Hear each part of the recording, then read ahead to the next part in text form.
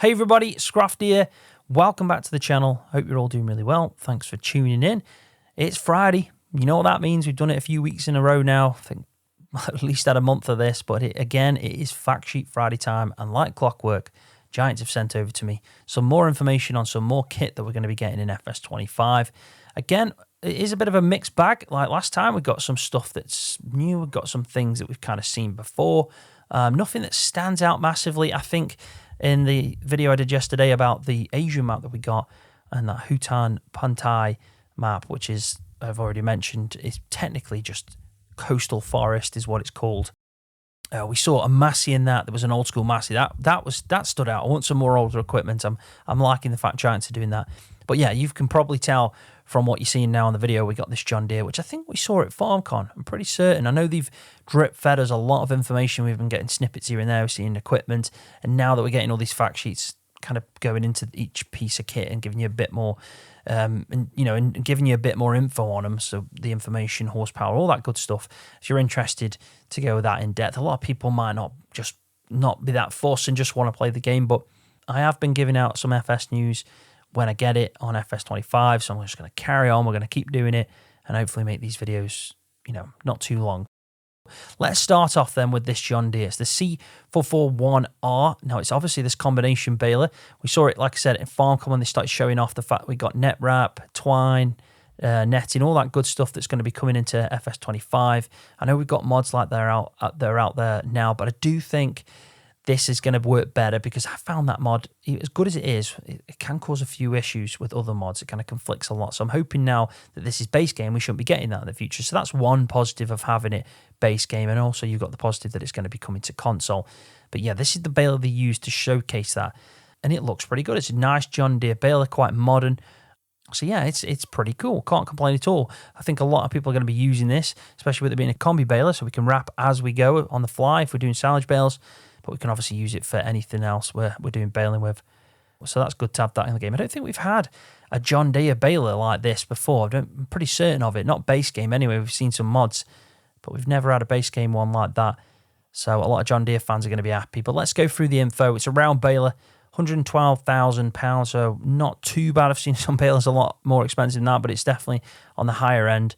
110 horsepower requirements, which is pretty good. It means you can use a lot of medium equipment tractors, some top-end small tractors as they categorize them in the game. The one thing, though, that I am a bit gutted about, maybe not gutted is the right word, but I would have liked if it would just do bigger bales. 125 is the max size on this, so can't do the 150s and we can't do the 180s. Yeah, so we can't do any bigger than that. I know we can go up to the 180 size. So yeah, 125s, probably because of the wrapper on there as well, maybe restricts it a little bit. But if it's 3,500 litres for a 125 bale, you're going to be dropping out a lot of bales with this thing, a lot. So I would have liked to see it, maybe the 150 at least. But it is still a good baler to use and have in the game. It's a nice addition. So it's 11 miles an hour working speed. It's got some connections there, T404 and T5110. I don't know what they are. I'm trying to figure that out. It's probably something really obvious that's not standing out to me. But it seems like we've got some kind of connection to it of some sort. I'm sure that's what that means. So maybe like a combination equipment. I know they did that in 22 where you could go in the shop menu and look at combinations that work with certain kit. It could be the wrapper. Maybe that's an option. Or maybe there's something we can attach on the back. I don't know. Probably something really obvious that everyone's going to be putting in the comment section that I should be aware of, but who knows? Let's move on to the next one. So, next one, we've got two things that we saw from the Asian map reveal called Bhutan Pantai that I did a video on yesterday. Bit of a weird time that one was. 2 a.m. embargo time. I know a lot of content creators released it at that time, but I thought I'd wait till about 6 a.m. in the morning, thinking that a lot more people would be up at that time, UK and Europe. I know American fans are probably going to hit the news around 2 a.m. probably. But yeah, I thought it'd be best to just hold back a little bit on that. So, but I don't mind the map at all. It looks pretty interesting. I like the fact they've brought in some kit with it as well. Definitely got that city vibe to it, that neon light city vibe, Tokyo as well, which kind of suits even. I think it's a map set in somewhere in Indonesia. The map is definitely set a lot more south than what Japan is. If you look at the map over there, Indonesia area is a lot more south, just north of Australia into Indonesia, Whereas, yeah, this kind of looks like a Tokyo skyline, the Tokyo city style. But I guess they're just trying to make it really broad so they can establish an Asian market and bring in a lot of players from all the various countries that are. We got some serious gamers over in Asia, so hopefully Giants can break through that. I think it can only do good things for the game going forward. But yeah, I do like this truck. If we look at the truck first, the Lizard truck, it's called a Dragon. So it's a Lizard Dragon, 45,000, holds 3.5 to 7,600 litres. So I guess the bed that we're looking at that in the picture now is the 3,500 litre one, but we can obviously have a deeper bed on it. They can go up to 7,600. I think it's a pretty good truck to go aside, obviously, a harvester, and you can see it's working well with this rice harvester at the moment. It's got 50 mile an hour speed, which you'd expect with it being an actual truck, and 170 horsepower under the bonnet. Not too bad. You can see it holds pretty much everything you'd expect with it being like a trailer of some sorts, with it being a truck/trailer. So not too much to talk about there. I just like the style of it. I do like having a truck like that. I think they're quite common in the UK as well, so we should see some variations of that. Maybe someone will mod it as well, make some changes to it, maybe brand it up for PC players and stuff so it's not just a Lizard. But I do like that. I think that's pretty cool. I think a lot of players are going to use that. So let's look at the rice harvester then. We've seen this before multiple times on separate things, but what we haven't seen is any information on it. So now we've got a price, and I'm actually surprised. It's 95,000, and I know it's only got a small header or width on it, but still, 95,000 is a lot cheaper than I expected for the rice harvester. So it is quite an affordable crop to do. I don't know how much it's going to cost when we use the terrain tool and the placement tool and stuff like that, and construction menu to place down the field so we can flood it and stuff like that. I think that's something to get a bit more info on. But yeah, I'm surprised it costs only 95,000. 130 horsepower, 8 mile an hour working speed, 8 miles an hour. It does say 8 kilometers there an hour. I think that might be the working speed then. So missing out the miles per hour on that one, but maybe 5 miles per hour working speed, potentially something like that. 105 litres. It can hold 2,000 litres, so not much rice, but we don't know how much the rice is going to give off yet. And it doesn't even say the width of the tool. Now, I don't know if that's because the header itself is separate and it'll tell us information on that, but it does look very narrow. So I'm going to say that's about 2 metre, probably about 2 metre width. I don't think it's quite 3 metres, but it is a nifty little thing and it's going to be interesting to use. But I think that is the only harvester that we've got as well for rice. So be nice to get some new options coming to the game, maybe mods, add-ons, and who knows, there might be something else, but we just haven't seen any information on it. But that is just for the wet rice, because the dry rice, as I'm calling it, or the long grain rice, what it's officially called in the game, you use a standard harvester for. So the next one here is the Novag T-Force Plus 950. Now, the first thing that springs to mind for me is TerraLife and the farming agency. The guys that work on Maize Plus, the modding team there, they've actually brought this in probably right to the tail end of FS22. It's not been out long, but TerraLife hasn't. But this actual piece of kit is included with TerraLife, so you can try it out now on FS22 if you go and download TerraLife and use one of the maps and play on it. You can actually use that seeder. It looks like it's a direct seeder as well, so precision farming wise, this might be a really good one to go for. But it's a beast. It's an absolute beast of a machine. I mean, look at that steel frame there and the tyres. It's a massive, massive seeder.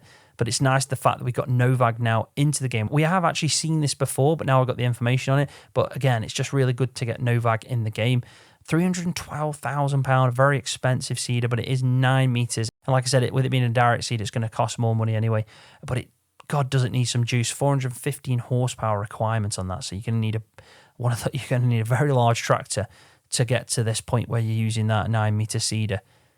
But it's pretty decent. 18 tons, weighs a few, 7.5 mile an hour working speed, and 7,700 litres of seeds/fertiliser we can hold there. And as you can expect, it can plant pretty much all your standard crop types, but the new ones there that you can see is spinach and peas. So we can plant in them on top of our long grain rice or dry rice, depending on what you're calling it. Oilseed radish, you can plant grass in.